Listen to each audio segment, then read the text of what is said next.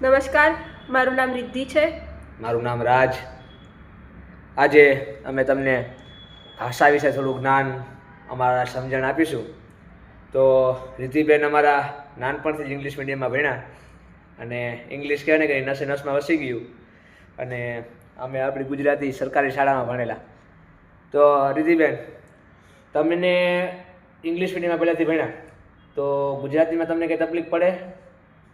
સખત તકલીફ પડે, કેમ કે અડધા વર્ડ્સ તો એવા હોય જે સાંભળ્યા જ ના હોય આ જીવન. જેમ કે હમણાં જ તમે લોકોએ કંઈક વચ્ચે કીધું તું ઢાબવું કે એવું કંઈક હતું, મને આમ વર્ડ્સ બી યાદ નથી રહેતા આજ સુધી, પણ આમ શીખું છું ધીમે ધીમે. નહીં, શીખશો. અને તમને આમ કહેવાય કે ઇંગ્લિશ ભાષા ફિલિંગ આવે આમ બોલવામાં, ગુજરાતીમાં જે વાઇબ આવે, આપણે કે વાઇબ મેચિંગ થાય એમ વાઇબ.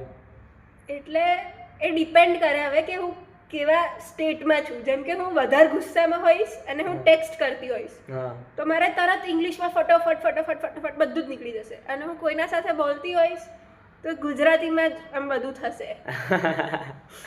એટલે આમ તમને અંદરથી કે તને કેવું આમ ગમે કે નહીં આ બોલા મજા અલગ જ મજા આવે?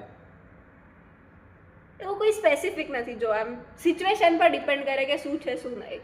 એવું મારું તો કે ગુજરાતીમાં જ મને છે ને ગુજરાતી સંસ્કૃત એમ કેવા હાટું ગમે એનું કારણ કે એટલા અઢળક શબ્દ આવી જાય ને બધા શબ્દનો અલગ એક અર્થ.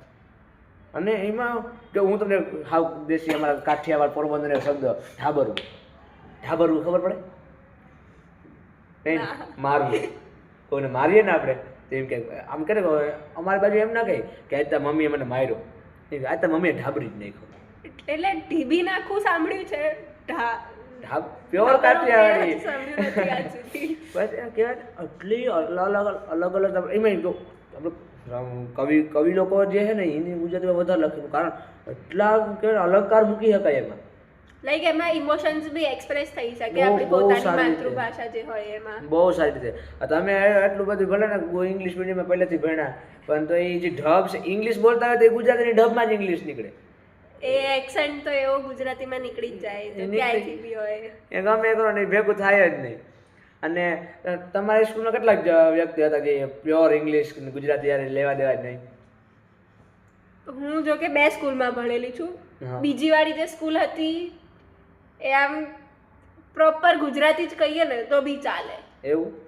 પહેલી વાળી થોડી સોફિસ્ટિકેટેડ હતી. એમાં તમને જરાક તકલીફ પડતી હતી.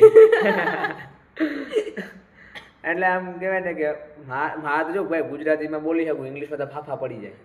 હા, ઓલા પછી અમુક શબ્દ જ ન મળે. હવે જે આપણે લાલો મૂવી આપણે ખબર આપણે નીકળ્યું બહાર તો એમાં ઓલો બોલે, ઓલો ગીત બોલે પેલા કાઢો મને કાઢો, પછી ઓલો બોલે આયા માણા હલવાણો, તો એ હલવાણો શબ્દ ઇંગ્લિશ જ ન આવે. આમ એ જે અંદર ક્યારે ભાવથી બોલે, પેટથી બોલાય આપણે. એટલે જ કીધું ને કે જે સિચ્યુએશનમાં હોઈએ ને આપણને એ રીતે આપણું મગજ કામ કરે કે ના અત્યારે હું આ સિચ્યુએશનમાં છું, મારે કઈ લેંગ્વેજ બોલવી જોઈએ એ સમજ પડી જોઈએ.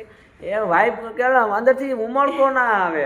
હવે આપણે પેલા જૂનવાણી પૌરાણિક આપણા ગીત છે બધા, વન રાતે વનમાં મીંઢોળ જાજા, એ જે લેખમાં એ જે આપણે શાંતિ મળે ના મળે. એ હમણાં રિસન્ટલી ચાલુ કર્યું છે મેં ગુજરાતી આમ સોંગ સાંભળવાનું. બાકી પહેલા તો નોર્મલ હિન્દી અને ઇંગ્લિશ બસ. કયું શરૂ ક્યાંથી કર્યું ગુજરાતી સોંગ? કયું સાંભળ્યું? લેરી લાલા ગુજરાતી શરૂ ત્યાંથી જ કર્યું.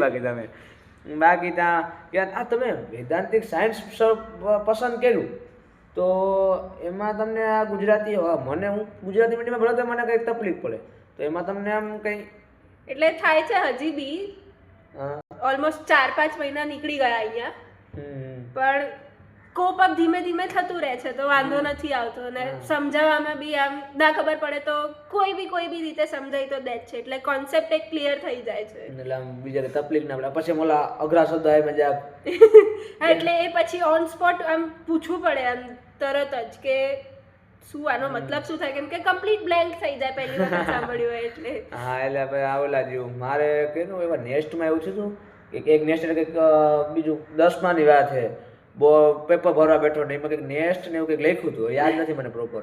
તો એમાં મતલબ કંઈક બીજો થતો. મેં પક્ષીના માળા વિશે લખ્યું એટલે પ્યોર ડિટેલમાં મસ્ત ઇંગ્લિશમાં એસે બનાવ્યો, આમ 2-4 પાનાનો. 5 માર્કનો એસે પૂછે ને એમાં હતું. અને પછી પેપર સોલ્યુશન લખતું ખબર પડી કે આ મતલબ કંઈક બીજો હતો. સાહેબે મસ્તી મોટા અક્ષરની ચોકડી મારી આમ પછી લખ્યું. લાઈક ઇંગ્લિશ છે કન્ફ્યુઝિંગ, તો બી આપણે એટલે એક પર્ટિક્યુલર આમ જોવા જઈએ તો આમ ઇઝી છે, પણ સમજવું થોડુંક આમ કન્ફ્યુઝિંગ થઈ જાય અગર તમને વોકેબ્લરી તમારી સારી ના હોય તો. તો આવું હતું અમારી ઇંગ્લિશ અને ગુજરાતી માતૃભાષા થોડી ચર્ચા વિચારણા. તો મળીએ આગલા વિડીયોમાં.